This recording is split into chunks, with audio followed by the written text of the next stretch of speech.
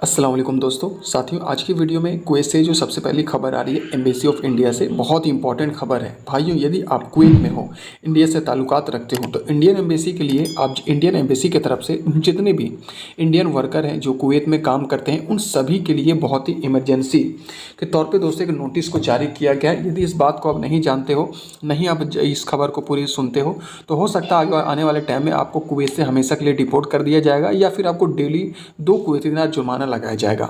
खबर क्या है? Embassy of India Kuwait advisory of for Indian national residents in Kuwait, यानी जितने भी इंडियन वर्कर हैं जो कि इंडियन नेशनलिटी के हैं जो कुवैत में रहते हैं, उन लोगों के लिए पहला इसमें नोटिस जारी किया गया है। Indian national presently residents in Kuwait और on work employment dependent family visa should renew their residency इकामा before the expiry, if not penalty fee 2 Kuwaiti dinar per day charge Kuwaiti government authority. यानी दोस्तों, Indian nationality वाले जितने भी Kuwait में worker जो वहाँ पे काम करते हैं, चाहे वो वर्क वीज़ा वाले हो, एम्प्लॉयमेंट वीज़ा वाले हो, डिपेंडेंट वीज़ा वाले हो या फिर फैमिली वीज़ा वाले हो, उन लोगों को सभी को ये सख्त हिदायत दी गई है।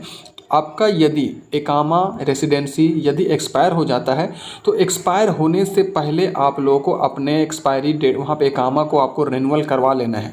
यदि आप लोग उसे रिन्यूअल नहीं करवाते हो, तो एक्सपायर होने के बाद आपको डेली वहाँ पे 2 कुवैती दिनार तक का जुर्माना लगाया जाएगा। आप साथियों समझ सकते हैं, 2 कुवैती दिनार मतलब मान के चलिए इंडियन रुपीज़ में 500 रुपये डेली आपको फाइन लग जाएगा।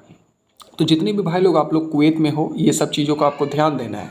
दूसरी बात है, you might also face deportation re entry ban if they not realise. यानी दोस्तों, हो सकता है आप लोगों को इसको लेकर यदि आप नहीं करवाते हो तो आपको डिपोर्टेशन का भी सामना करना पड़ सकता है, या फिर आपको री एंट्री बैन यानी दोबारा आपको कुवैत में एंट्री भी नहीं दी जा सकती है। ये 2 पॉइंट दोस्तों बताया गया। तीसरा है, as per Kuwaiti government law minimum 1 year plus validity of your passport on the date of renew.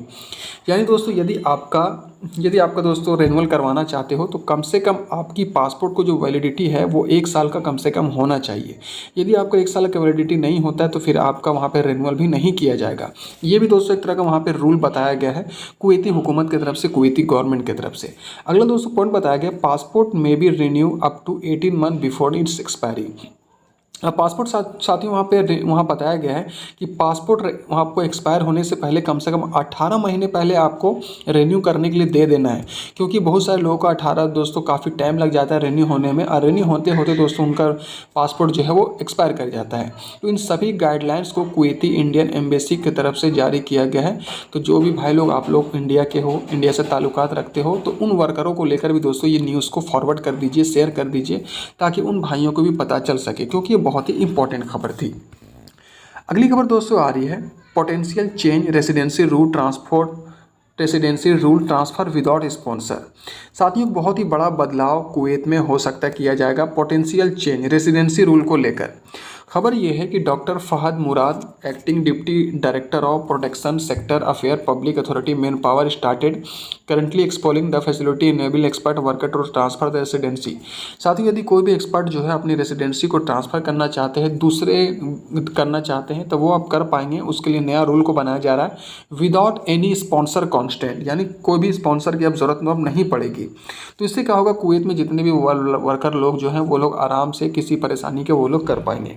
तो साथियों, कुछ खबरें थी, कुछ अपडेट्स थी जो कि कुवैत से आ रही थी, मैंने अब तक शेयर किया। मिलता हूं दोस्तों नेक्स्ट वीडियो पे। जय हिंद, अल्लाह हाफिज़ एंड टेक केयर।